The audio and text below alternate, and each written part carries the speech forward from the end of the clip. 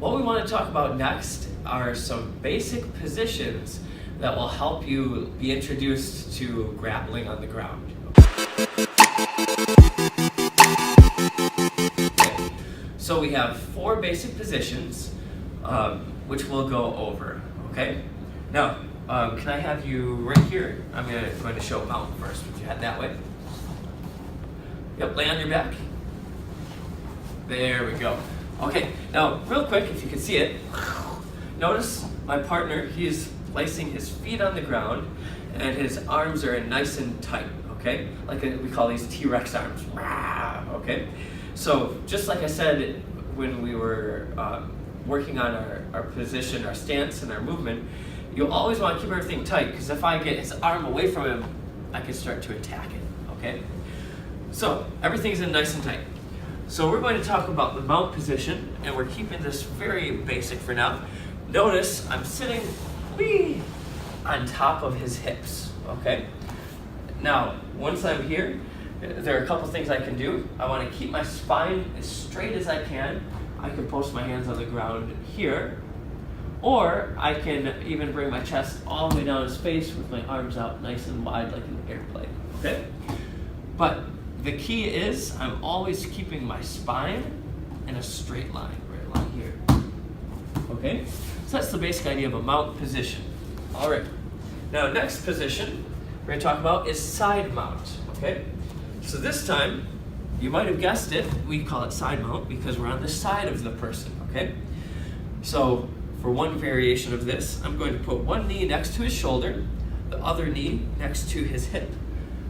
Okay, now watch my hands. One hand goes under his head, the other hand goes to his far side arm under his elbow, and I will lock my hands together like 2 pieces of bread making a sandwich.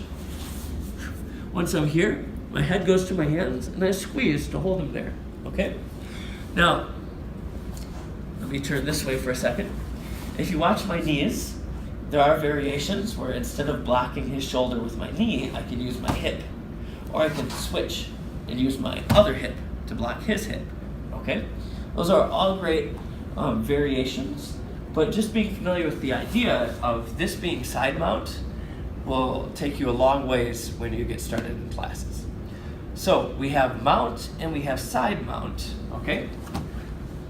Once again, mount, side mount, and now we're going to talk about rear mount, okay?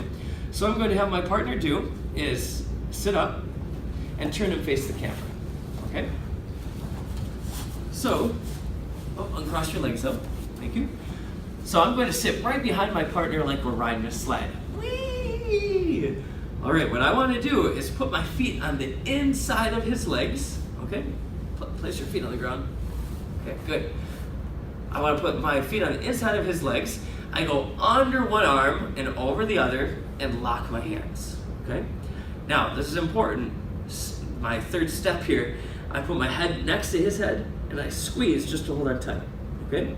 This is called rear mount. Sometimes I accidentally call this back control. It's the same thing. So I have control of my partner's torso and hips and shoulders, and we're both facing the same direction. I have control of his rear or back, okay? So that's our third position. Our last and final position, I'll have you turn all the way around. Actually, let's go this way.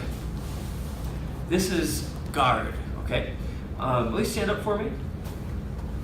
Now, in striking, we have a guard where our hands come up to protect our face, but we also have a guard with our legs as well, our arms and our legs.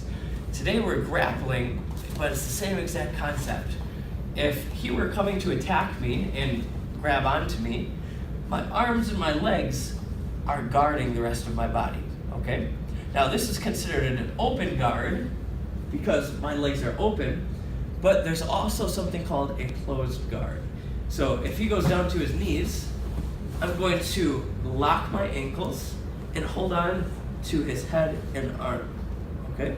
Now last step, I want to tuck my head in and squeeze, just like with back control. That way, if he's trying to move around and punch me or kick me, try and punch me and kick me real quick. Okay? it's pretty difficult to do because I'm holding him tight, okay? So, that's just a quick overview of the 4 basic positions that are most important for you to know when you're getting started.